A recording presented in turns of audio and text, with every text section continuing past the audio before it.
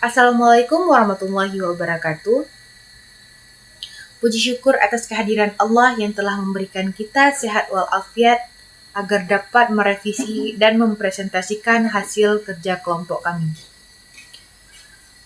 Di sini kami mengucapkan juga kata kehormatan kepada Bapak Muhammad Irfan Febriansyah STP MSI sebagai dosen pengampu kami yang telah memberikan kami waktu luang agar dapat merevisi proposal kami.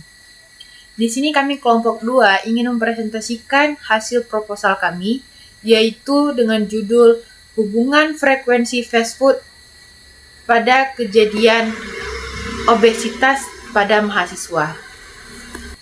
Di sini saya sebagai moderator juga dan pemateri yaitu Deva Febria dan juga rekan-rekan saya yaitu Lydia Aisyah dan juga Rahmayana. Baik, di sini ada agenda presentasi, yaitu yang pertama ada pendahuluan, terus yang kedua ada tinjauan pustaka, yang selanjutnya yang ketiga ada kerangka konsep dan hipotesis, yang terakhir ada metodologi penelitian. Baik, di slide ini menjelaskan latar belakang bahwa obesitas bukan lagi masalah individu saja, melainkan epidemi kesehatan berskala global. Menurut WHO tahun 2022 tercatat 2,5 miliar orang dewasa mengalami kelebihan berat badan. Dari jumlah itu, 890 juta orang sudah memiliki kategori obesitas. Secara rata-rata, prevalensi obesitas pada orang dewasa berusia lebih dari 18 tahun di seluruh Indonesia mencapai 16%. Trennya juga terus naik. Berdasarkan Survei Kesehatan Indonesia tahun 2018, angkanya yaitu 21,8%, lalu meningkat menjadi 23,4% di tahun 2023 Survei Kesehatan Indonesia. Artinya, hampir 1 dari setiap 4 orang dewasa Indonesia kini mengalami obesitas. Kenaikan yang cukup nyata dalam kurun waktu 5 tahun. Obesitas bukan sekedar penampilan, tapi berkaitan erat dengan risiko tinggi munculnya penyakit serius, yaitu seperti obesitas mellitus tipe 2, tekanan darah tinggi atau hipertensi, penyakit jantung koroner, hingga beberapa jenis kanker. Hal inilah yang menjadikan obesitas sebagai tantangan utama kesehatan masyarakat saat ini, dan jadi alasan utama mengapa penelitian tentang faktor pemicunya seperti konsumsi makanan cepat saji pada mahasiswa sangat diperlukan.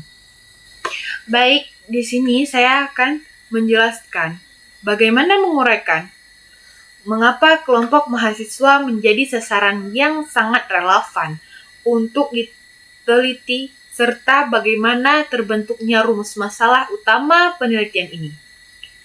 Jadi, di sini ada 3 faktor. Yang pertama ada urbanisasi dan modernisasi, yaitu perkembangan kota dan gaya hidup baru membuat akses ke makanan yang padat kalori, tinggi lemak, dan gula, namun rendah serat, terjadi jauh lebih mudah didapat dan jadi pilihan sehari-hari. Yang kedua, ada akses fast food yang meningkat, yaitu keberadaan restoran cepat saji yang banyak, ditambah kemudahan pesan antar jemput lewat aplikasi membuat mahasiswa makin sering memilih makanan ini karena praktis dan sesuai jadwal padat mereka.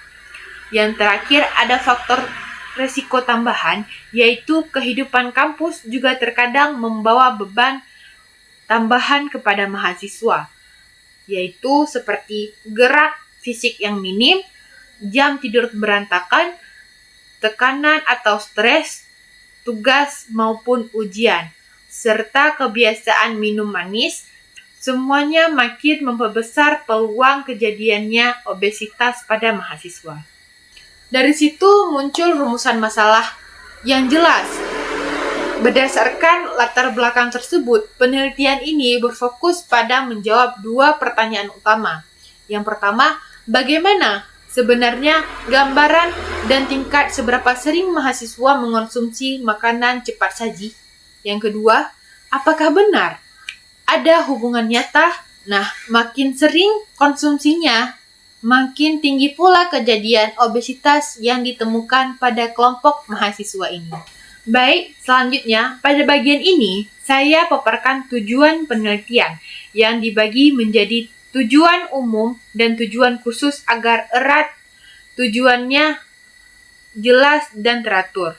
Secara keseluruhan, penelitian ini bertujuan utama untuk mengetahui apakah ada hubungan antara beberapa sering mahasiswa mengonsumsi makanan cepat saji dan terjadinya kondisi obesitas di kelompok tersebut. Nah, yang pertama, mengidentifikasi gambaran awal, yaitu seberapa besar frekuensi atau tingkat keteraturan konsumsi makanan cepat saji yang sebenarnya dilakukan oleh mahasiswa yang menjadi objek penelitian ini. Yang kedua, yaitu melakukan analisis lebih mendalam dan teratur untuk membuktikan serta menjelaskan seberapa kuat arah dan makna hubungan yang ada, seperti apakah makin sering konsumsinya, makin tinggi pula resiko atau kejadian obesitas yang ditemukan pada mahasiswa tersebut. Nah, dengan dua langkah khusus ini, kita bisa mendapatkan data dasar sekaligus bukti statistik untuk menjawab tujuan utama penelitian ini. Baik, selanjutnya saya paparkan manfaat penelitian ini yang dibagi menjadi dua kelompok utama, yaitu manfaat teoretis dan manfaat praktis. Nah, yang pertama, manfaat teoretis, yaitu secara ilmiah hasil kajian ini berfungsi untuk memperluas wawasan dan menambah referensi baru mengenai hubungan spesifik antara seberapa sering konsumsi makanan cepat saji dan kejadian obesitas pada kelompok mahasiswa. Selain itu, data dan temuan di sini juga akan menjadi bahan dasar atau rujukan penting bagi penelitian lain yang ingin mengembangkan topik serupa di bidang ilmu gizi dan kesehatan masyarakat di masa mendatang. Yang kedua, manfaat praktis, yaitu secara langsung di lapangan, hasil penelitian ini bisa dijadikan sumber informasi yang nyata dan berguna khususnya bagi mahasiswa sendiri di program studi gizi Universitas Teguh Umar serta pihak-pihak terkait lainnya. Tujuannya agar semua pihak bisa lebih standar dan memiliki dasar yang kuat untuk membatasi konsumsi makanan cepat saji sekaligus mendorong penerapan pola makan sehat sebagai langkah nyata mencegah dan menekan risiko obesitas di lingkungan kampus. Baik, di slide ini saya menjelaskan ruang lingkup dan batasan penelitian supaya batas kajiannya jelas, terarah, dan tidak meluas keluar dari tujuan awal. Penelitian ini masuk ke dalam bidang ilmu gizi masyarakat menggunakan pendekatan kuantitatif. Fokusan utamanya adalah menelaah hubungan antara variabel bebas sama dengan frekuensi konsumsi makanan cepat saji dengan variabel terikat sama dengan kejadian obesitas yang dinilai berdasarkan indeks massa tubuh ataupun IMT. Objek penelitiannya terbatas pada mahasiswa yang terdaftar di Universitas Teguh Umar. Baik, poin-poin penilaiannya. Yang pertama itu ada subjek yang hanya melibatkan mahasiswa aktif Universitas Teguh Umar yang memenuhi syarat masuk dan syarat tidak masuk yang sudah ditetapkan sebelumnya. Yang kedua, cara ukur status obesitas hanya dinilai lewat IMT ataupun indeks massa tubuh saja, tanpa diukur parameter lain seperti lemak tubuh atau lingkar pinggang.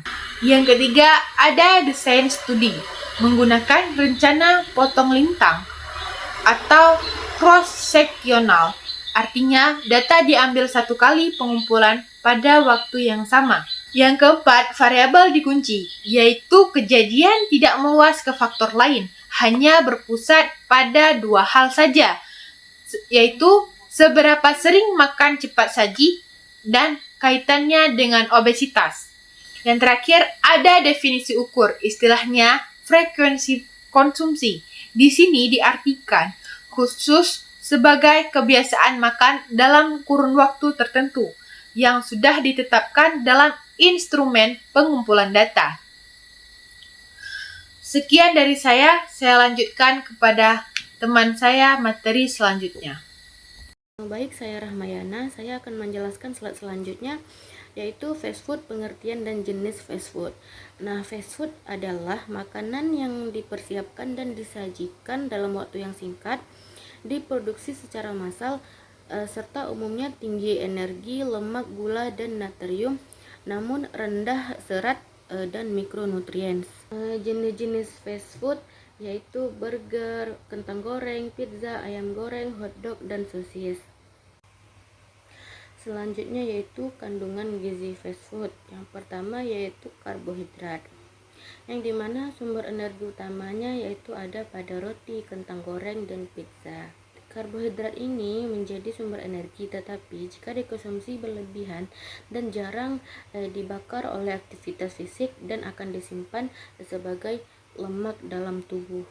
Yang kedua yaitu lemak yang berasal dari minyak, keju, dan saus. Nah, lemak ini membuat makanan tinggi kalori sehingga mudah menyebabkan kenaikan berat badan. Yang ketiga yaitu protein yang berasal dari daging, ayam, dan telur. Namun, protein pada fast food yang sering diolah secara digoreng atau ditambah lemak sehingga manfaat proteinnya berkurang karena tingginya lemak dalam makanan. Yang keempat yaitu ada natrium, yang dimana natrium ini digunakan sebagai penyedap dan pengawet agar rasa lebih gurih dan tahan lama. Namun, konsumsi natrium berlebihan dapat meningkatkan tekanan darah dan berisiko menyebabkan hipertensi. Yang terakhir yaitu ada serat. Nah, fast food pada umumnya minim sayur dan buah, sehingga kandungan seratnya rendah. Akibatnya, rasa kenyang tidak bertahan lama dan dapat memicu makan yang berlebihan. Jadi fast food tinggi kalori, lemak, dan natrium tapi rendah serat, jika sering dikonsumsi dapat meningkatkan risiko obesitas dan dengan gangguan kesehatan lainnya. Selanjutnya yaitu ada faktor yang mempengaruhi konsumsi fast food. Yang pertama itu ada kemudahan akses, yang dimana fast food mudah ditemukan di mana saja dan bisa dipesan lewat aplikasi online, sehingga orang cenderung memilihnya karena sangat praktis. Yang kedua yaitu ada pengaruh teman sebaya. Nah, ajakan teman saat berkumpul atau organisasi sering membuat seseorang ikut mengkonsumsi fast food meskipun awalnya tidak berniat, namun karena adanya ajakan teman itu akan mempengaruhi kita untuk mengkonsumsi fast food. Yang ketiga yaitu ada kesibukan aktivitas. Nah, yang dimana jadwal kita yang padat dapat membuat kita untuk lebih memilih mengkonsumsi fast food karena cepat disajikan dan menghemat waktu. Yang keempat yaitu harga terjangkau. Nah, adanya paket hemat dan promo membuat fast food terlihat lebih murah dan sering dibeli berulang kali. Yang terakhir yaitu ada promosi dan media digital. Nah, promosi dan media digital ini, iklan yang menarik di media sosial dapat meningkatkan keinginan kita untuk membeli fast food, terutama pada remaja dan mahasiswa. Selanjutnya yaitu obesitas, pengertian obesitas dan klasifikasi IMT. Obesitas ini adalah penumpukan lemak tubuh yang berlebihan akibat ketidakseimbangan energi dalam jangka yang panjang. Nah, status gizi yang dinilai menggunakan indeks massa tubuh IMT, yang dimana berat badan kilogram dibagi dengan tinggi badan meter per kuadrat. Klasifikasi IMT, IMT normal yaitu 18,5 sampai 22,9. berat badan yang berlebih atau overweight, IMT-nya 23,0 sampai dengan 24,9. Obesitas tingkat 1, IMT-nya 25,0 sampai 29,9. Obesitas tingkat 2, IMT-nya yaitu lebih dari 30,0. Selanjutnya ada faktor yang mempengaruhi obesitas. Yang pertama yaitu pola konsumsi makanan, yang dimana mengkonsumsi makanan tinggi energi, lemak dan gula, dan garam secara berlebihan dapat menyebabkan penumpukan lemak dalam tubuh. Yang kedua yaitu aktivitas fisik. Kurangnya aktivitas fisik membuat energi yang masuk tidak terbakar sehingga disimpan sebagai lemak. Yang ketiga yaitu ada faktor genetik. Riwayat keluarga dengan obesitas dapat mempengaruhi metabolisme dan nafsu makan seseorang. Yang keempat yaitu kualitas tidur. Kurangnya tidur dapat meningkatkan rasa lapar dan menyebabkan makan yang berlebihan. Yang terakhir yaitu stres psikologis. Stres sering mendorong seseorang mengkonsumsi makanan tinggi kalori dan meningkatkan penumpukan lemak terutama di perut. Selanjutnya yaitu dampak obesitas terhadap kesehatan. Yang pertama yaitu ada diabetes mellitus tipe 2. Nah, yang dimana obesitas ini menyebabkan penumpukan lemak, mengganggu kerja insulin sehingga kadar gula darahnya yang meningkat. Yang kedua ya ada hipertensi. Berat badan berlebih membuat jantung bekerja lebih keras dan mengganggu pengaturan tekanan darah.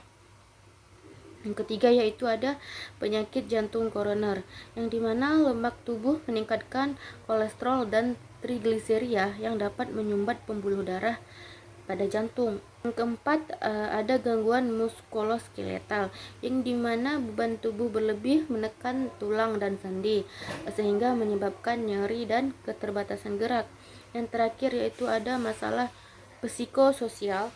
Stigma sosial pada penderita obesitas dapat memicu stres, kecemasan, dan depresi.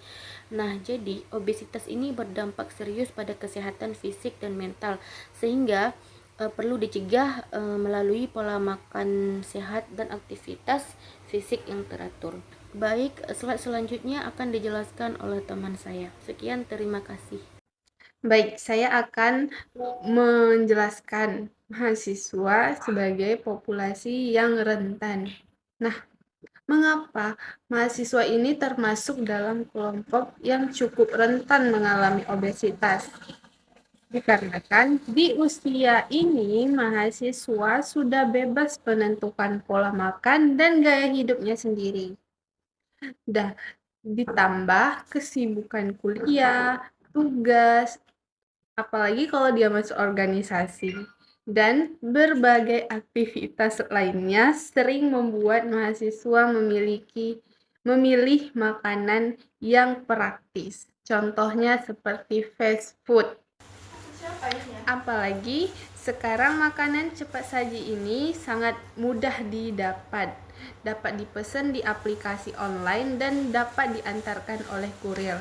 Nah, itu kan cepat. Jadi, kalau kebiasaan ini dilakukan secara terus-menerus tanpa diimbangi dengan aktivitas fisik yang cukup, resiko terjadi obesitas tentu akan semakin meningkat. Lalu saya akan menjelaskan kerangka, konsep, dan hipotesis dalam penelitian ini. Nah, penelitian ini bertujuan untuk mengetahui apakah ada hubungan antara frekuensi konsumsi fast food dengan kejadian obesitas pada mahasiswa. Dalam penelitian ini, frekuensi konsumsi fast food ini merupakan variabel bebasnya. Sedangkan variabel terikatnya itu adalah pengukuran kejadian obesitas yang diukur menggunakan IMT atau indeks massa tubuh. Berdasarkan konsep tersebut, hipotesis penelitian ini adalah terdapat hubungan antara frekuensi fast food dengan kejadian obesitas pada mahasiswa. Nah, saya selanjutnya akan menjelaskan desain, lokasi, waktu, populasi, dan sampel yang kami gunakan. Penelitian ini menggunakan metode kuantitatif dengan desain cross-seksional atau bisa disebut dengan potong lintang. Penelitian akan dilaksanakan di Universitas Tengku Umar pada bulan Juli sampai Agustus tahun 2026. Populasi penelitian adalah seluruh mahasiswa yang aktif yang memenuhi kriteria penelitian ini. Akan kami ambil sebanyak 30 mahasiswa sebagai sampel dengan teknik total sampling, yaitu seluruh responden yang memenuhi syarat akan dijadikan sebagai sampel penelitian kami. Di sini saya akan membahas tentang kriteria responden dan definisi operasional. Responden dalam penelitian ini adalah mahasiswa aktif Universitas Tengku Umar yang bersedia mengikuti penelitian dan mengisi kuesioner kami. Nah, sedangkan mahasiswa yang tidak bersedia atau tidak memenuhi kriteria penelitian ini tidak akan diikutsertakan. Frekuensi konsumsi fast food akan diukur menggunakan kuesioner FFQ. Sedangkan kejadian obesitas ditentukan berdasarkan hasil perhitungan IMT dari berat badan dan tinggi badan responden. Nah, selanjutnya saya akan menjelaskan instrumen dan metode pengumpulan data. Instrumen yang digunakan dalam penelitian ini yaitu kuesioner FFQ untuk mengetahui frekuensi fast food, timbangan berat badan, mikrotoys untuk mengukur tinggi badan, serta lembar observasi. Nah, data yang digunakan terdiri dari data primer dan data sekunder. Data primer ini diperoleh langsung dari responden, sedangkan data sekunder ini diperoleh dari berbagai literatur dan sumber pendukung lainnya. Selanjutnya saya akan menjelaskan pengolahan dan analisis data. Data yang telah dikumpul akan melalui beberapa tahap pengolahan, yaitu editing, coding, entry data, cleaning, dan tabulasi. Nah, setelah itu dilakukan analisis univariat untuk melihat gambaran dari masing-masing variabel penelitian. Nah, selanjutnya dilakukanlah analisis bivariat. Ini untuk menggunakan uji Chi-Square untuk mengetahui ada atau tidaknya hubungan antara konsumsi fast food dengan kejadian obesitas.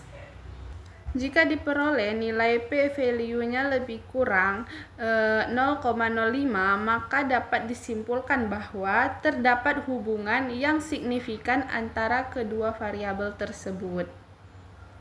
Baik, cukup sekian pemaparan proposal penelitian dari kami yang dapat kami sampaikan. Semoga penelitian ini nantinya dapat memberikan informasi mengenai hubungan konsumsi fast food dengan kejadian obesitas pada mahasiswa, serta menjadi bahan pertimbangan dalam upaya pencegahan obesitas.